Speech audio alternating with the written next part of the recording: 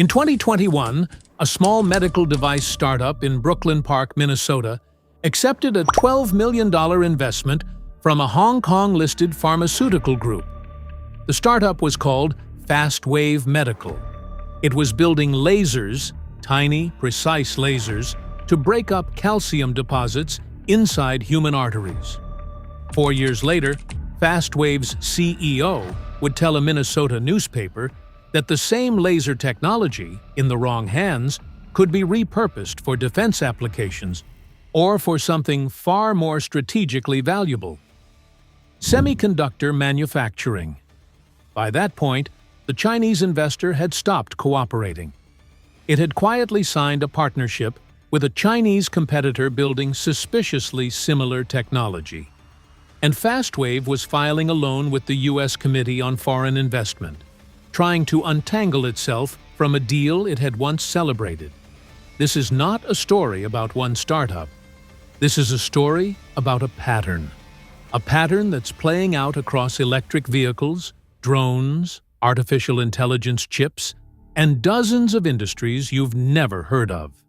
This is the story of how China is winning, not by outspending democracies, but by out-executing them. For 30 years, the Western consensus was simple: democracies invent, China copies, and innovation always wins.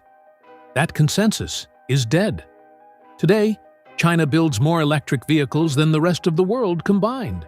It produces around 90% of the consumer drones flying over every continent. It refines roughly 70% of the world's lithium, 85% of its cobalt, and dominates the chemistry that powers nearly every battery on Earth. It got there using a playbook that democracies still struggle to understand. The playbook isn't innovation in the Silicon Valley sense: the genius founder, the venture round, the IPO.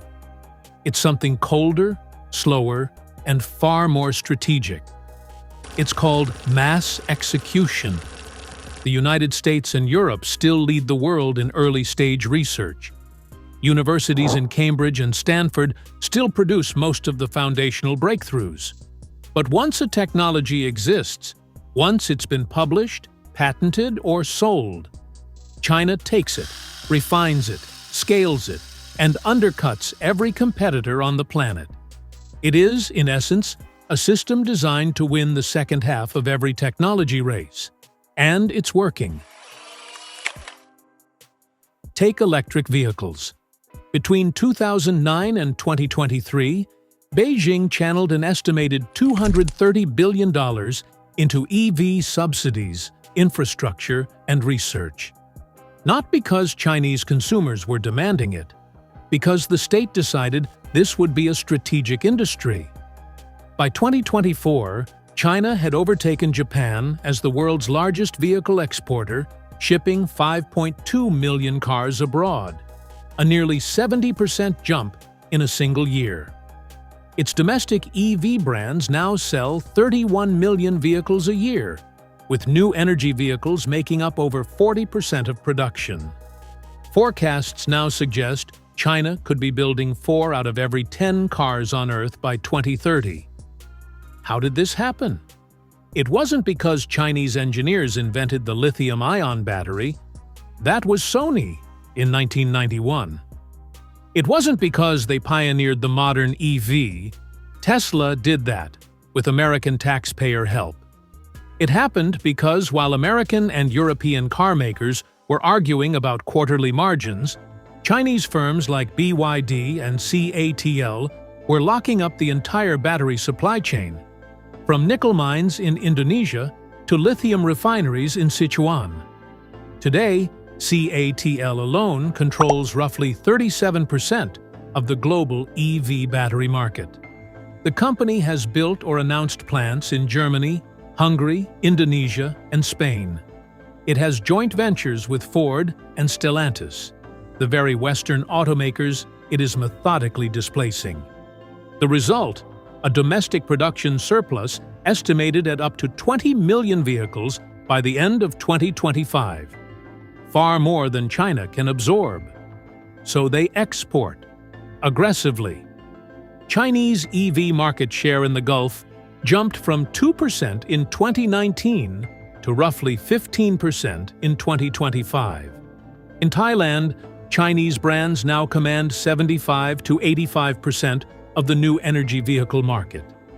In Brazil, it's similar. In Africa, exports surged 287% in just the first 8 months of 2025. This isn't a free market outcome. It's industrial policy at planetary scale. Drones tell the same story, more starkly. According to counter-drone detection company Drone, in 2025, a single Chinese company, DJI, accounted for over 83% of all drones detected in conflict zones across Europe, the Middle East, and Asia. By some industry estimates, DJI controls 90% of the global consumer drone market. The company that started in a Hong Kong dorm room in 2006 now sits in a tower in Shenzhen, dictating the global price floor for unmanned aerial systems. Washington has tried everything. The Department of Defense placed DJI on its Chinese military companies list. The FCC banned new DJI imports in late 2025. American competitors like Skydio have received billions in government and venture backing. And yet, DJI's global dominance has barely moved. Why? Because by the time American policymakers noticed, the supply chain itself had moved to Shenzhen. The motors, the gimbals, the camera modules, the firmware ecosystem, all of it sits within an hour's drive of DJI's headquarters.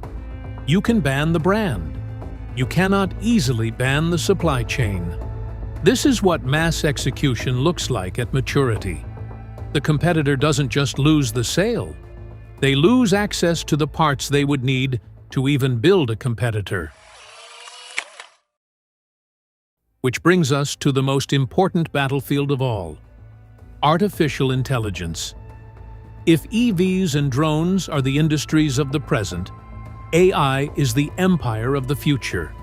And both Washington and Beijing know it.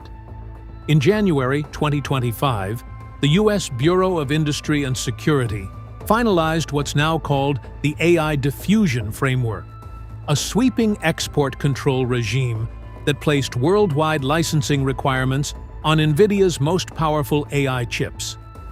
The H100, H200, the entire Blackwell line, all classified, in effect, as dual-use technology. The same chip that trains a chatbot can guide a cruise missile. In April 2025, the Trump administration extended these restrictions even to NVIDIA's H20, a chip specifically designed to comply with the previous round of controls. NVIDIA took a $4.5 billion charge in a single quarter. By July, after intense lobbying from CEO Jensen Huang and an unprecedented agreement to give the U.S. government 15% of the sale revenue, exports were partially resumed. The reason for the panic is straightforward. Analysts estimate that allowing even 1 million HETI H200 chips into China would expand its AI compute capacity by roughly 250%. China's AI sector currently lags the United States by an estimated 3 to 6 months. Without export controls, that gap may simply vanish. But here's the catch. And it's an important one. Export controls only work if the underlying technology actually stays controlled. And increasingly, it doesn't. Consider extreme ultraviolet lithography, EUV, the single most precise manufacturing process ever invented. Only one company on Earth makes EUV machines, the Dutch firm ASML. Each machine costs around $200 million. Each one is essentially a small-scale industrial miracle. Since 2019, ASML has been banned from selling EUV systems to China, so China pivoted. Instead of buying the controlled EUV tools, Chinese chip makers bought the uncontrolled generation behind it. Deep ultraviolet immersion machines, or DUVI. In 2024, Chinese entities reportedly accounted for around 70% of ASML's DUVI shipments. Then, using a technique called multi-patterning, Chinese firms have learned to extract chip performance from these older machines that approaches what EUV produces, at lower yields but at workable scale. Huawei's most advanced chips today were built this way, around the loophole, not through it. This is the fast-wave story repeating itself in a different industry. A Western technology, built on Western R&D, is acquired through a perfectly legal commercial channel, and is then redirected, refined, and used to compete against the very system that produced it. The pattern is so consistent that American think tanks now have a name for it: the technology backflow problem. China doesn't need to steal what it can simply purchase, license, or invest in, and then quietly walk away with. Which raises an uncomfortable question. How do these deals keep getting approved? Part of the answer is that the institutions designed to police technology transfer, bodies like the Committee on Foreign Investment in the United States, known as CFIUS, are structurally overwhelmed. CFIUS reviews thousands of transactions a year. It cannot scrutinize every minority investment, every joint venture, every laser IVL startup that gets a quiet check from a Hong Kong holding company. The other part of the answer is more troubling: lobbying.